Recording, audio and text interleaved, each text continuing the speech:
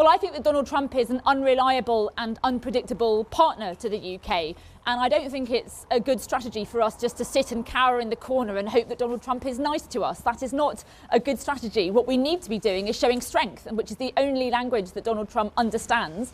And we think there are two things we can do. One is to actually say, let's increase the digital services tax higher so that we can use that to protect our public services, which we need to strengthen in this country. But at the same time, let's also make sure that we're improving our trade relationship with the EU and having a better relationship to rip away the red tape that is holding back our small businesses and our high streets and make it easier for UK businesses to trade with Europe. We need, if we're going to have a deal with Donald Trump, we need to have other things on the table. We have to speak the language of strength. We can't just hope he's going to be nice to us. But don't you also have to, in opposition, be in the real world of government, try to imagine what it's like if the White House is asking for a concession in one area in order to save the economy a huge amount in another? Isn't that something that actually the government has to take seriously?